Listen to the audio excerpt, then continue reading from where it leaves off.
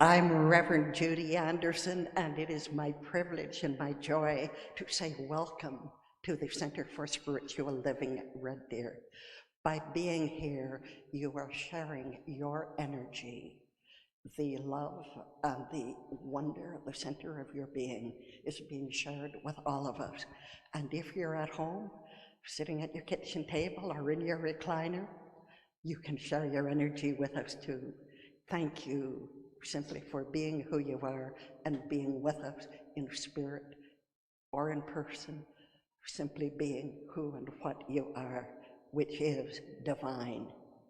So let's pick up our opening affirmation. It's a purple sheet in your program, and we'll read that affirmation together. Today is rich in promise, the promise of Spirit pouring itself into my life as the one life that is all.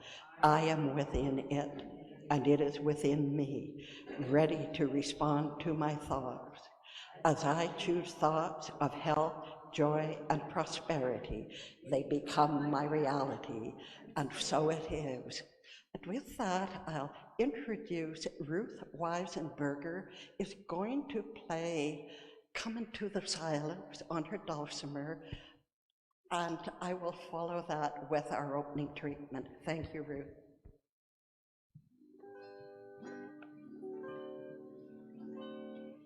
Come into the silence, rest for a while, release all the cares of your day. Come into the silence, quiet your mind, Spirit has something to say. If you will trust the Lord to guide you, trust the Lord beside you, be ye not afraid to let go. Spirit is befriend you, Spirit is within you, Spirit is love you know. Come into the silence, rest for a while, release all the cares of your day. Come into the silence, quiet your mind, Spirit has something to say.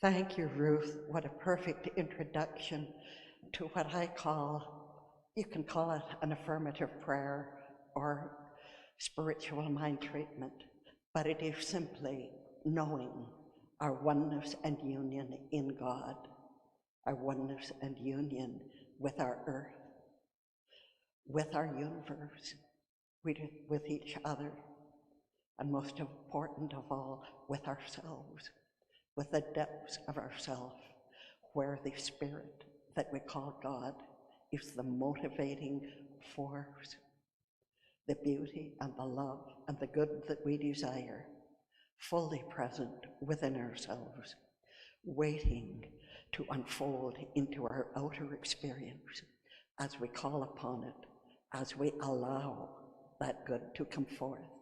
I give loving thanks, knowing it is done, and so it is. And I get the privilege now of introducing one of my greatest mentors, Reverend Valentine Owen. There's children, I think. Oh, thank you. I'm forgetting what I need to do here. For the children, if you are present in the room, and I see a couple of them, I know we've got at least 3 little ones here today. So your word for today is loyalty. Yes, come up front here, that would be wonderful. So there's Madonna and Haley, and who is this young man? Okay, thank you.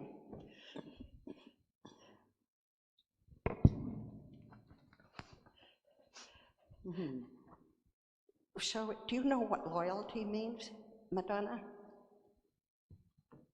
Do you? Do you know what loyalty is? No. It's okay. We want to hear you. All right. You practice loyalty by making a commitment to a person or a country or to a belief or maybe even to yourself. You have to be loyal to yourself before you can be loyal to anybody else. You are to be careful about choosing what you commit yourself to, because if you're loyal, you will stand behind that commitment. If you're loyal to your family, you stand up for your brother or sister when others are acting unjustly toward them. When you are loyal, you can be trusted. When you are loyal, you feel good about yourself. And our affirmation is, I am loyal to God no matter what. So let's repeat that together. I am loyal to God no matter what. Thank you, and thank you for being with us. Your young energy is just what we need in our Center for Spiritual Living.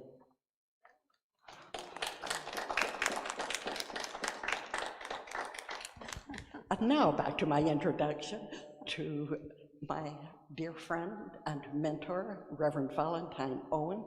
And this is our last talk on the August theme of a pause for guidance. And Reverend Valentine's title is Relief to Receive. I just want to take a minute to introduce my helper this year. This is Dallas, my next door neighbor, and she will be helping me in front. So pass the word, we are open, and the more the merrier. Thank you. Thank you, Liz. And now, Reverend Valentine.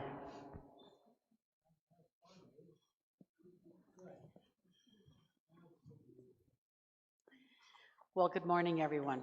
And Judy gave us a beautiful introduction and a beautiful welcome.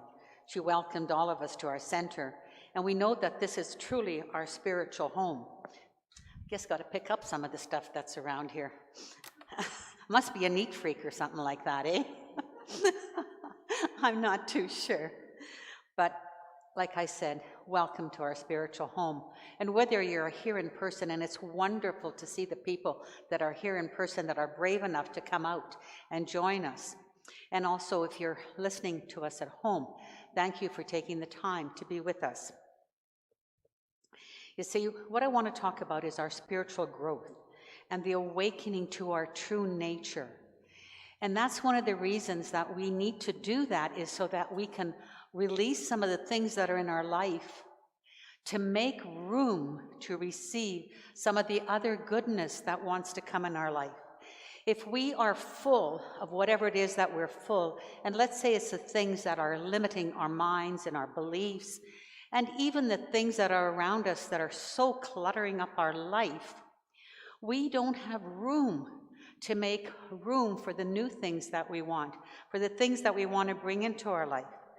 So part of my talk is about letting go of the emotional wounds that we carry around with us.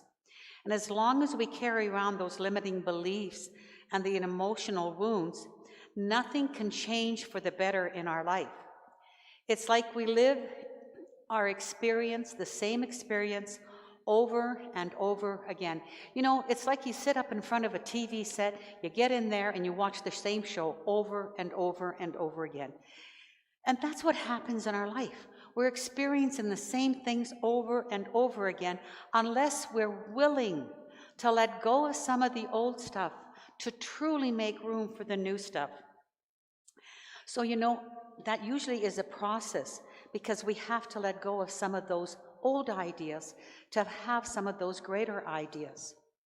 One of the things that happens for us, and as a society, it seems like that, we always want to blame somebody else for something that happens to us. We always have an excuse of why it is the way it is. You listen to the TV show and they tell you that we're going into a recession, and we start thinking, okay, we're going into a recession. But the truth is we're not. If you really take a look what's going on out there. I was out for supper a couple of days ago, and I had to go to 3 restaurants because I didn't make an appointment or a booking or whatever you call it. I didn't make an appointment to go out and eat. I had to go to 3 restaurants because before I could find a place that would say, okay, come on in. Now, when it's that busy out there, we're not really going into a recession. But the TV is telling us we're in a recession. But if you listen to anybody else, they have sold more homes in the last little while than they've ever sold before. And the other thing that's really happening out there is some of the businesses, true, they have been closed. But most of the businesses are doing better. Because one of the things that we don't realize, or we don't even think about, when the government decided to give everybody some more money, and even the businesses, even some of the businesses that were struggling, got enough money to keep on going. So we need to stop listening to the negative information that we get out there, because that negative information comes into our minds, our hearts, and our souls, and then we react as if it was true. So when we start thinking about other things and we say it's not our fault, you see, it isn't our fault that things happen. But another way of looking at that is we have to stop blaming other people for what goes on in our life. A lot of times we blame someone else for what's really happening in our life. I remember when I was doing a lot of counseling, one of the people that came into my counseling session said, you know what, I come from a dysfunctional family. That's the reason I'm having such a struggle in life. A lot of us have come from dysfunctional families. Not all of us are still struggling. And a woman told me, well, you know what? My husband left me, and that's why I'm so depressed. It's his fault. She doesn't have to be depressed because he left her. She can make a time in her life to do something different. It doesn't have to be his fault. But the one I really got a kick out of is, I had this young guy say to me, you know, my boss fired me a couple of days ago because I was texting at work. He's not with it. Everybody texts at work. Well, you see, that's not true. But he was blaming his boss because everybody texts.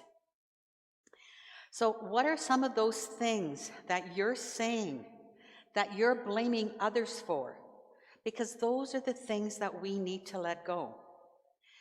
Even though you may feel that you have a very valid reason for blaming somebody else because you have gone through some kind of thing that nobody deserves to go through. Nobody deserves to have that kind of a horrendous experience.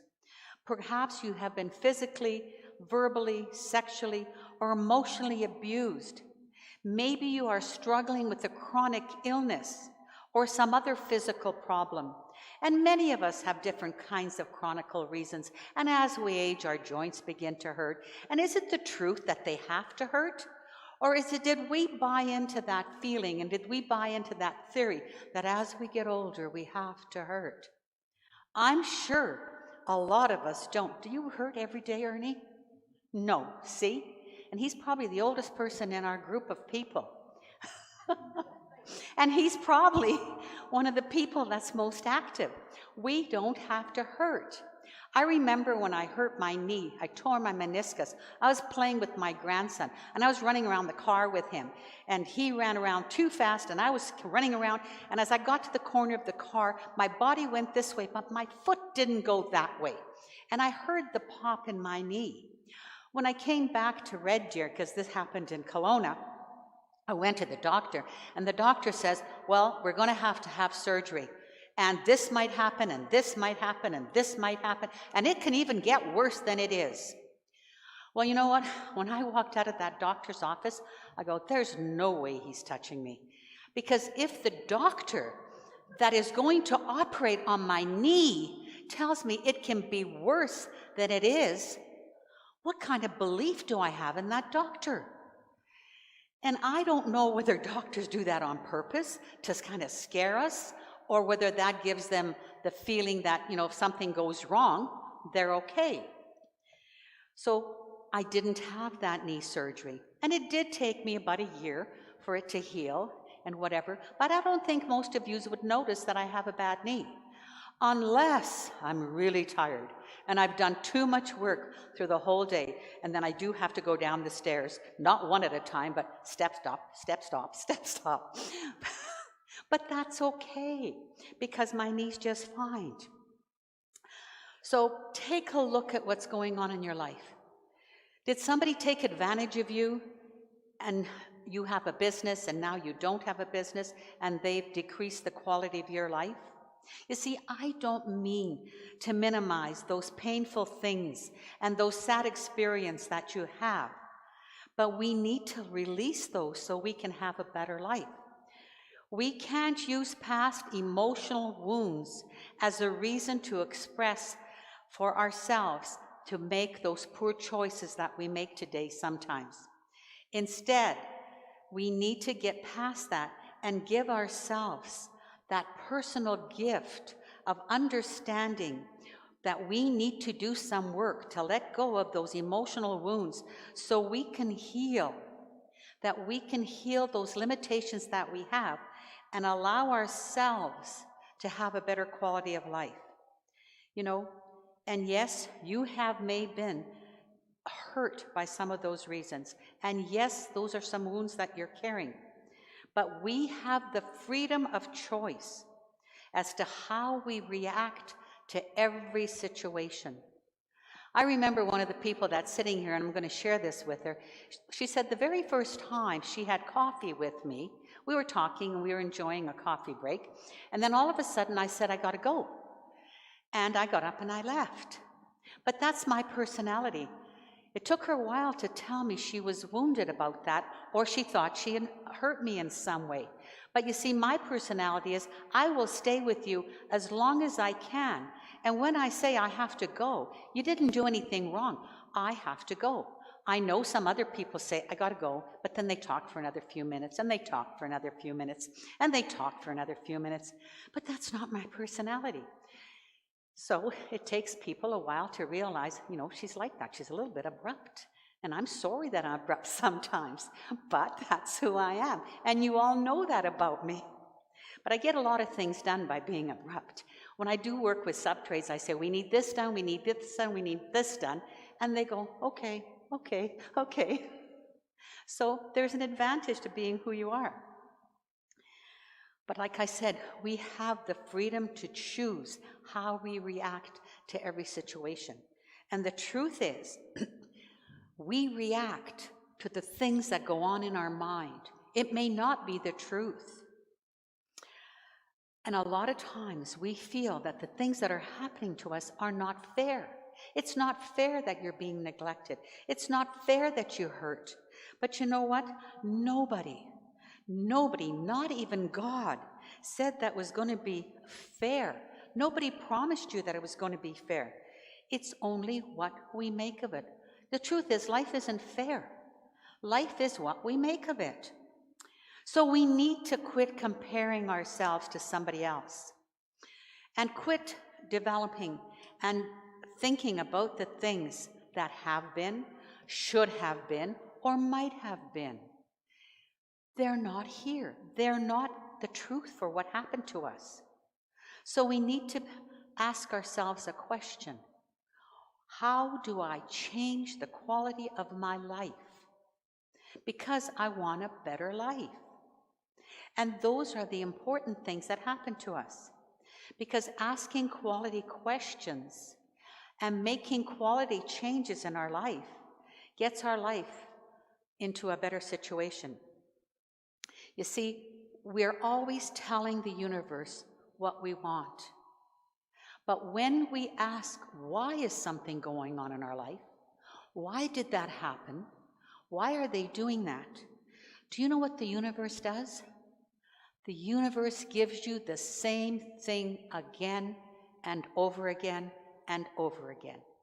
As long as you keep asking why something is happening in my life, the universe assumes you haven't got the answer. So it just recreates the situation in your life again. So instead of asking why, and a lot of us do that, we ask, why did they do that? Why did my relationship fail? Why did the guy drive too fast by me? Stop asking why. Because why doesn't give you the answer you want. It only gives you more of the same thing. So take what's happened and turn it around to empower yourself. Because you can empower yourself when you decide to stop asking why and decide that it happened for some reason for you to grow spiritually, to just grow to a better idea of who you are, to have a better understanding of your life. And you see, this may be very hard for people who have suffered and that they've endured much in their life. If you have totally deep scars from your emotional wounds, but don't want to get past that idea of why it happened, just create a file in your mind of why it could have happened, and then just put it aside. Don't keep looking at that file.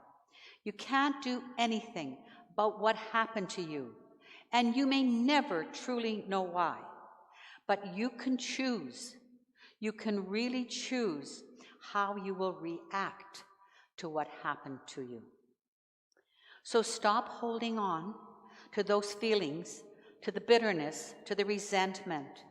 Let go of the hurt and the pain that you've suffered, because you truly have suffered long enough. Forgive the people that have done you wrong, and forgive yourself for the mistakes that you make. You see, you may even need to forgive God. Maybe you got angry with God because you should have not suffered those things, those horrible experiences that happened in your life. See, that was my journey. I was so angry with God that I decided that there was no God. Because if there was a God, God would not let those horrible things happen around the world or to me. You know, I wouldn't even let my children get baptized or christened in a church. We didn't even go to church because I thought I was getting back at God for hurting. But you know what? God outweighed me. I came from a place of not believing in God to doing God's work, to becoming a minister. Now that's quite a journey. That's a horrendous transformation in consciousness. But you see, somewhere, that wasn't my idea. 30 years ago or 40 years ago, I had no idea I was going to become a minister.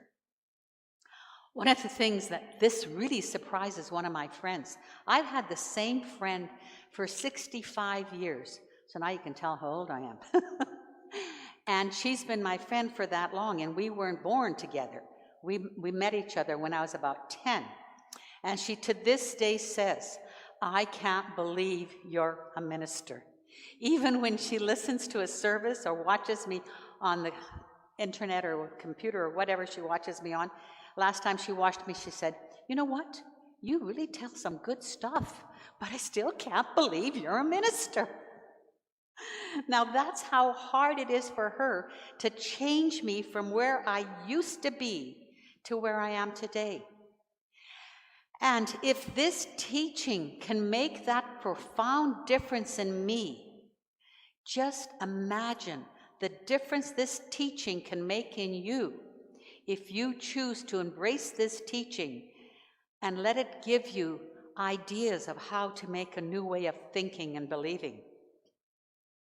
It taught me that I could change my thoughts and my beliefs, and that I had the wisdom and the ability and the freedom to do that, that I could heal my life. And so can you, because I'm no different than you are. You know that saying, change your thinking and change your life?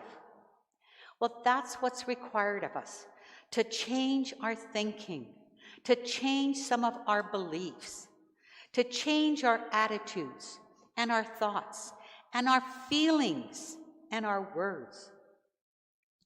Those are the things that are required for us to change our life. Remember in the Bible, the advice that Jesus gives us as he says, "Seek ye first the kingdom, and all things shall be given to you as well." Jesus was talking about this unconditional practice of radical faith and love. And those are the things that we need to acquire, faith and love, and express that in our life.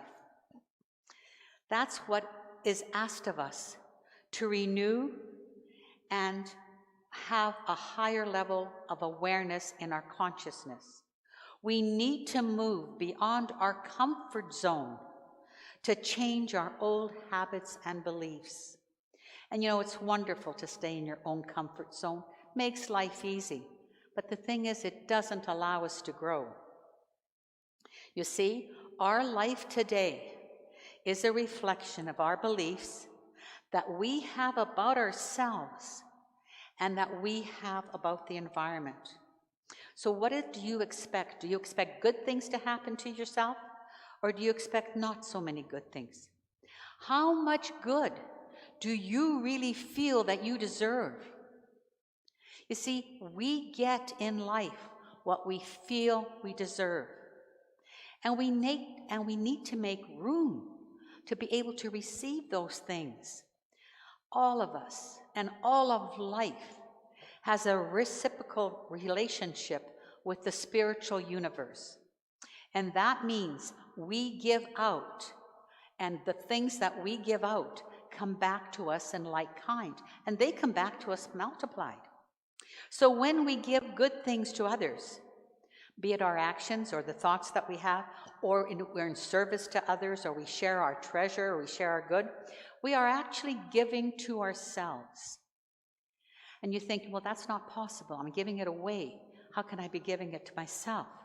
Because it says, from the level that I give out, that is the measure that I am able to accept. See, you can't give more of yourself than you are willing to receive. In the Bible, in Luke chapter 6, verse 38, it says, "Give, and it will be given to you, a good measure, pressed down, and runneth over. With the measure you use, it will be measured to you." So you see, to the degree that I give, I get back. And it's the same with you. The truth is, we shall not fully discover our own spiritual nature until we learn to become givers of good.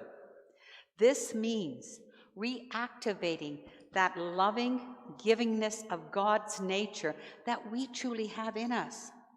And that's what I want us to experience today. So there's a couple of steps that we need to go through to be able to experience that kind of nature in ourselves. And you know me, those of who know me, know everything I do is in kind of step form. We do this first, then we do this next, and then we do next. And then we accomplish everything that we wanted to do. So I want to give you the steps that you need to receive your highest good. The first step is become committed. Committed. And you know what? I used to have such a hard time with that idea of being committed to something, because once I became committed, I couldn't really change my mind. You had to get committed. So being committed is a firm decision. There's no such thing as trying to get committed. You see, when we make a commitment, we pass the point of no return to our old way of thinking and believing. When we get committed, we are no longer hoping or trying. Instead, we are doing and being. You see, there is no shade of gray in being committed. And in order for us to grow spiritually, we need to get committed. In order for us to do anything, we need to get committed. One of the things that I got really committed about is when I did the fire walk with Tony Robbins. I think that was his name. You know what? When you do that fire walk, You really have to get committed because you're standing on this side, the coals are on that side, and you got to get over to that other side. And you have to get your mind wrapped around that you can actually walk on burning coals and not get burnt. And the only way you can do that is to get committed to the belief that you can. If you don't get committed to that belief, there's no way you want to take the risk of doing that. I remember being there, and there was probably like 80 of us, and that's a lot of people. And I was standing beside a couple, a man and a wife, and 2 children, 2 sons. And when we got ourselves into that phase of saying, yes, I can do this, yes, I'm going to go, the man and his son and the rest of us went, but the wife and the other son stayed back. And even though the father and the other son was on the other side, and they kept encouraging them, even Tony went over and tried to do some more encouraging, they could not do it. And the reason they couldn't do it is that because they wouldn't believe they could. And if they believed they could, they would. Do you know what a different kind of feeling you get when you decide, hey, people don't walk on burning coal. That's what we've all been told. If you walk on burning coal or you touch a hot stove or whatever, you're going to get burnt. So, but you see how our mind is, how the energy we have and the belief system we have, that many people have walked over burning coals. And you know that you see in the news of things that have happened that truly that person should have been killed, or it should have been a great misfortune, and yet everything was fine. So that's how it works. Commitment is that deep. And one of the things I want to do this morning, I want us to do some affirmations. And you can do your affirmations any way you want. You know what? You don't have to do the affirmations the way the ministers do it here. You can do the affirmations anyway. You can say, so it is, and that's it. And that could be your affirmation. Yes, God. One of the things that I used to do when I first was taking this teaching, I never did all those big words because I don't do a lot of talking or a lot of big words. This is really unique for me to be up here and keep talking to you. I'm basically a very silent person. I'm basically a shy person. But one of the things that I did for affirmations, and my instructor and my minister would get so upset with me because I didn't use all those words and all those steps. What I did say, yes, God, I can do that. That's all I did. I'd hit my fist against my hand and I'd say, yes, God, I can do that. So when I'm saying to you, you can do any kind of affirmation you want. But I'd like for us this morning to do an affirmation on commitment. So if you want to do your own, then fine. But if you don't, let's say this. I am committed to my spiritual growth, and I accept God's great good in my life. I am committed to my spiritual growth, and I accept God's great good in my life. You see? Got it. I just heard somebody say they got it. That's wonderful. So the next thing we need to do is expand our vision. So what do you think about most of the time? Do you think about the things that are wrong in your life? Or do you think about the things that you want to acquire in your life or what you want to do? You see, what is your vision for your life? And do you have one?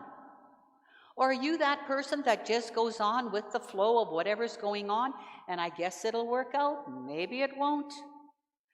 But if you don't have a vision, you're not creating a higher good for yourself. You see, if we're satisfied with whatever is just happening, that happens in our life. We just become satisfied. We don't have a goal. We don't have a desire. And you see, our vision is entirely up to us. We individualize our vision by the Spirit that's in us, by our personal experience of it. See, God provides the means for our growth and our evolution, but the details for our growth are up to us. Your vision is created by those mental images that you have in your mind, by the beliefs that you have and those feelings. What is something that you feel about that you're strong about? You truly believe that. So there is feelings involved. Like our vision is a blueprint for spirit. Spirit doesn't know what to give us unless we tell Spirit what it is we're saying. When we create that blueprint, it's our way of saying, this is what I can accept. This is what I'm comfortable with. This is what I desire. So if you want something to be different, expand your vision beyond your comfort zone. The power of God is within us. And God's power is totally unlimited. There's no limit on this power. You see, so allow your vision to be totally unlimited. Accept that greater good in your life. Remember the guy that started Amazon? I think all he did was started selling leftover books out of his garage. He phoned different bookstores and said, I'll buy all the books you have that aren't selling. And then he decided, filled up his garage, and then he decided to sell them at a discount prices on the internet. Everybody told him he was nuts. Couldn't do much with that. What's the big deal about doing that? Look what he's doing today. Most of us are buying stuff on Amazon. Are we not? Not me, because I don't really know how to use the computer. But my kids buy stuff on the Amazon. Everybody I know buys stuff on the Amazon. They prefer to buy stuff on the Amazon. And guess what happened now in the last couple of years? The business expanded to such a great extent that he had enough money to go up in space. And he had a desire to do that. He had a vision that he's going to do that. It's amazing. So don't neglect your vision, and don't let anybody tell you that what you want to do isn't good enough or it's not for you. It doesn't matter how small your vision is. If you decide to do it and you believe you can do that. My youngest daughter had a vision that she was going to be on Dragon's Den. And I even go, oh my God, I don't know why she wants to do that. But she did. She went on Dragon's Den. She had a vision that she's going to go to Alaska for these last 2 months, and she's still traveling. She should be home this week sometime because she's got kids that go to school. But trust your vision, because when you believe, it becomes reality. So let's affirm. I give myself permission to expand my vision for my highest good. I give myself permission to expand my vision for my highest good. And if this works for you, say, yes, so. There you go. Now, the third step is we need to expand our faith and create a belief system. We all have a personal belief system of deeply held convictions that color our perception of reality. We can let our beliefs hold us to a limited way of thinking, or we can renew our beliefs to the possibility of how it really could be. Remember our thoughts. Those are the things that we think about. Our thoughts reinforce and confirm our beliefs. And then our feelings and our emotions follow those thoughts that we have and reaffirm them in our consciousness. And then our speech, the things that we say, gives expression to our thoughts and our feelings as we talk about the situations. And as we talk about those situations, we are constantly reaffirming those beliefs in our mind. So what do you talk about most of the time? Do you talk about the negative things that have happened in your life? Or do you talk about the positive things that are happening? Do you talk about the good, or do you talk about the bad? Do you talk about what's wrong or what's good in your life or what's right? See, we even need to be careful about what we say about someone else, because our mind doesn't know the difference if we're talking about ourselves or if we're talking about them. Our behavior naturally follows what we believe to be our truth, and we constantly recreate what we believe. And I want you to understand something. There is no global truth. And you may think that's a hard perception, but there is no global truth. There is only your truth. The truth is only what you think about. Because each of you who are in this room will have a different opinion of me. And none of your opinion might be right. Some might be right, some might be wrong. So understand, when you watch TV, when you watch the news, when you watch the different things, or you're listening to the different people tell you things, there is no global truth. There's only your truth. It's the truth that you have in your own mind. So when you talk about things, be careful about the words that you say. When you talk about the people in your life partner, your children, whatever you say about them becomes your belief about them in your life. Because you see, we act out our beliefs. If we have a belief of lack and limitation, our actions undermine our success. Or we perform below our true ability. Or we withhold our love from someone. Or we don't share our good with somebody else. So let's expand our belief and become open to more good in my life and your life. So let's affirm, I believe that I am deserving of God's great good, and I experience that in my life. I believe that I am deserving of God's great good, and I experience that in my life. And so it is. And this isn't the end of my sermon. You hit that good? Good. Okay. So embrace and take on the law of circulation in your life. You see, our spiritual growth is to understand this law, and to learn how to use it wisely. Once we truly embrace this law, the impossible becomes possible. This law responds equally to everyone, all the time. We direct this law. As we give, so we receive. Whatever we give out, we get back. So if we give out anger, if we give out hate, resentment, that's what we get back. Because whatever we give out, like I said, it just goes around. And you've heard that saying, it goes around. So there is a reciprocal relationship in all of life. Even the air we breathe. See, we breathe in oxygen and we breathe out carbon dioxide. But the plants use that carbon dioxide and they release it and give us back oxygen.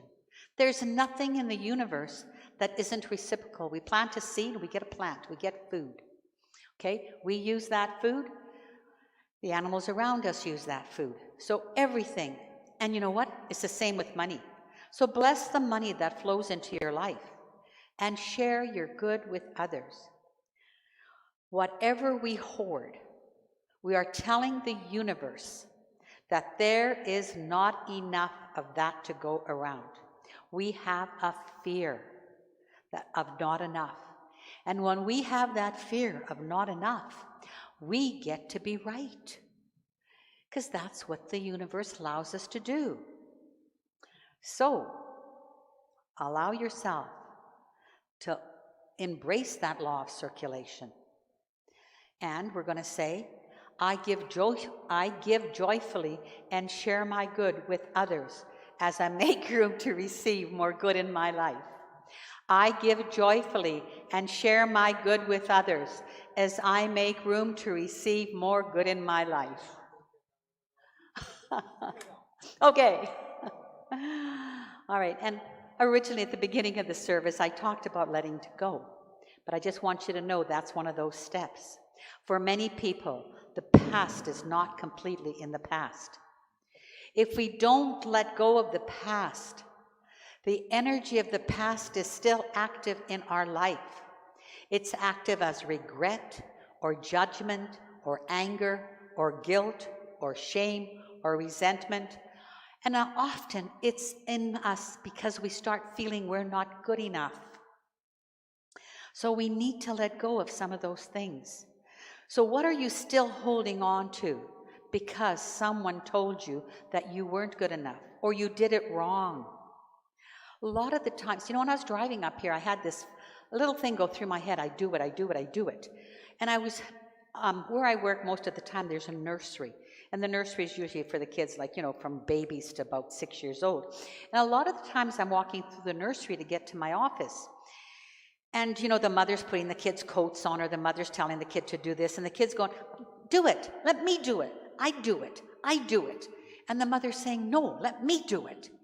How often have we as children go, I can do this, and somebody in our life says, no, you can't. I remember here a couple of weeks ago or a month ago, my oldest grandson, he's in his 20s, and he bought a new house. And he's renovating. And I love to renovate. And I think I'm a much better renovator than he is. So I go over there to help him. And I go, we do it like this. And he says, Grandma, I don't want it like that. I don't want it like that. So I finally had to let go and let him do it his way. And be darned, if some of his ideas were not better than mine, they were better than mine. He had this idea that he wanted a fence along he lives on a corner lot, and he wanted this idea that he wanted a fence along the whole thing, right up to the house. And I'm going, well, that's not very nice. You got to just put a fence here so you can have the yard here, and the driveway here, and the house there. No, Grandma, he says, I want to enclose my whole yard so I can have some privacy, because like I said, he's on a corner lot. Finally, I did help him. You heard me say that the ants were crawling up my pant legs when I was helping him. But now that I look at his yard, he's got a huge yard. He's built another deck that he sits outside, and he has privacy. He had a better idea, better than mine. I was following the rule how it should be. He didn't have that rule. So just let go of certain things. Let go of being in control of other people's lives. That's what we need to do. And just be in control of your own life. You see, if we don't let go of the things that are in our life, those things block the flow of good in our life. We cannot live in love and abundance while we hold on to the pain or the resentment or the judgment of our past. We need to get to a place of forgiveness about the past, because forgiveness heals our heart, our mind, our soul, and our body. See, forgiveness is not about forgetting or denying what happened to us. It's not about making excuses, but forgiveness is putting what happened to us behind us and making room for something better to be in our life.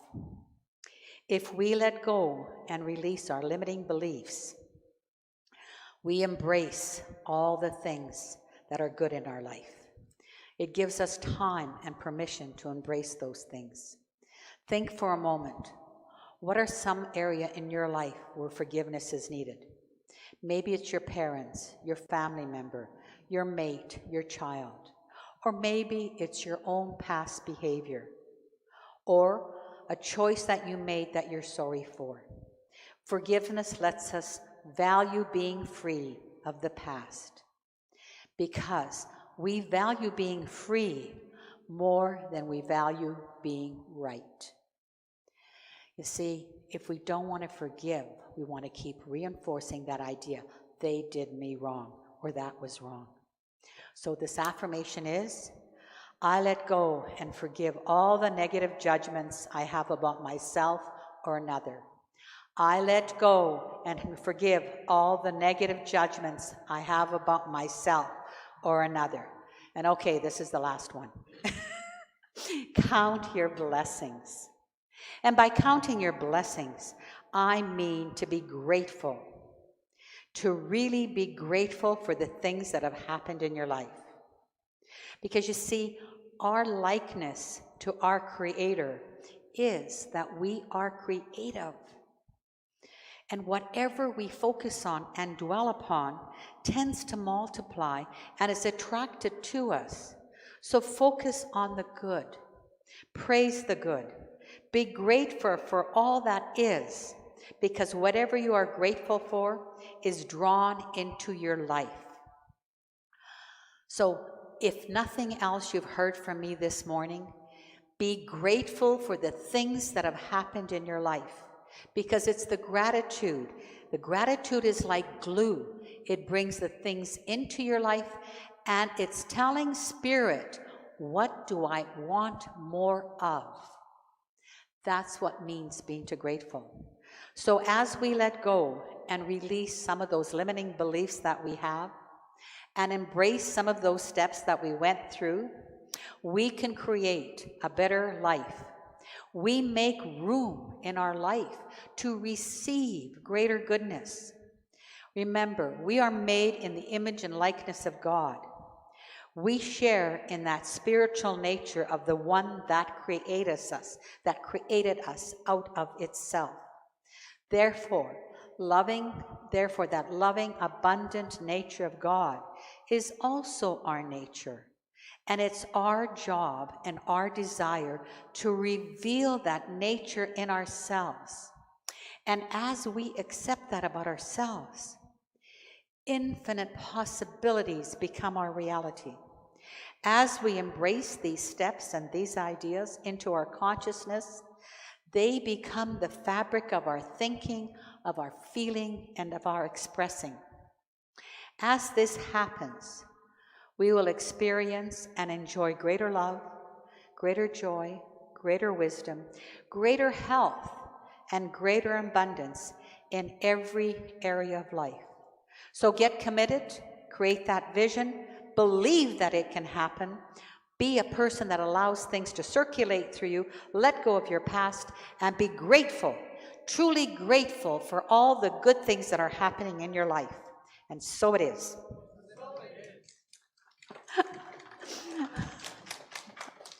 Okay.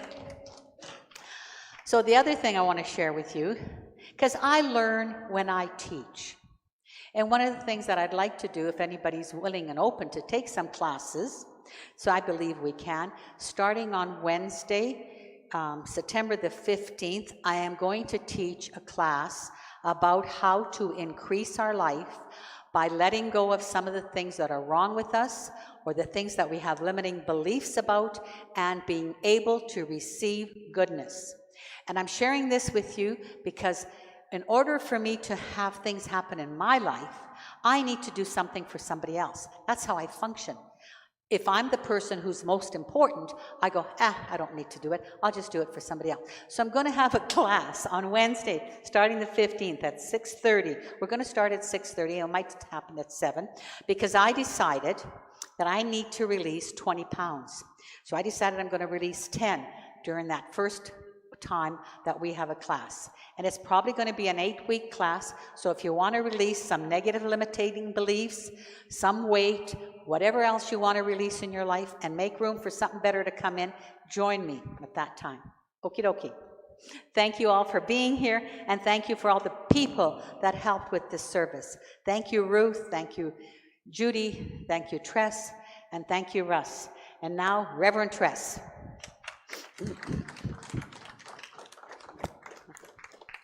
And you thought it was over with, but now I'm coming up here. So, now Ruth, did you have another song? At the end. Mm-hmm.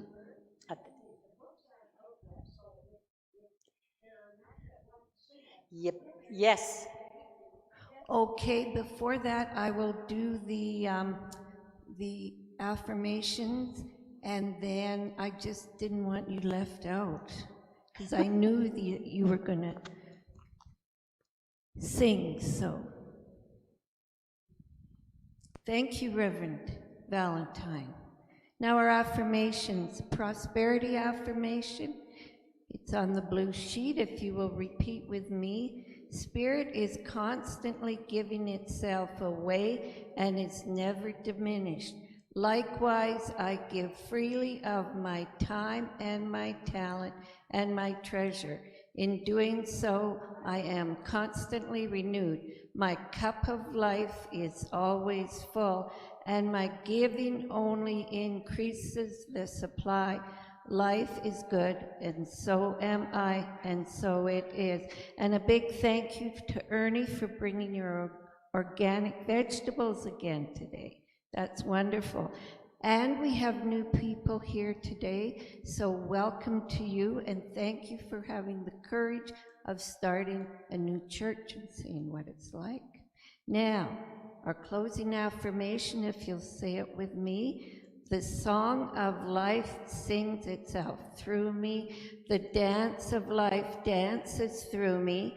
I am filled with vitality and joy, health, wealth, and wisdom. My song is a song of gratitude, and the blessings keep flowing, and so it is. And there is a basket if you wish to contribute. And Ruth, we're ready for you. Everyone wants this. I'm envisioning you as my new choir. Yes. Okay, let's stand.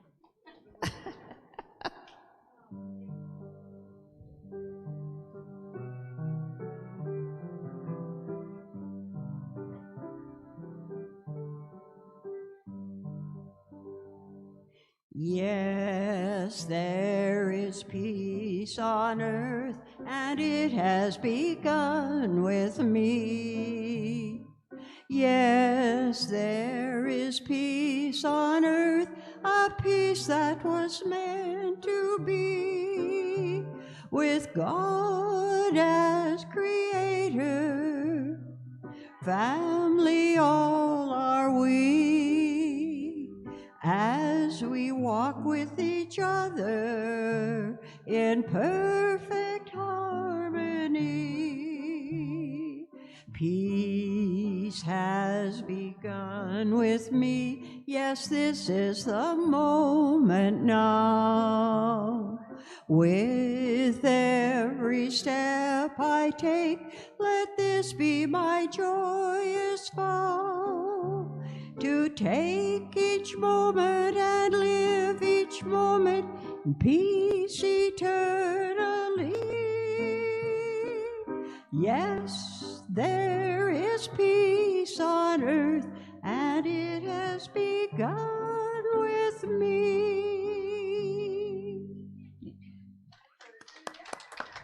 And please join us for coffee and goodies and fellowship.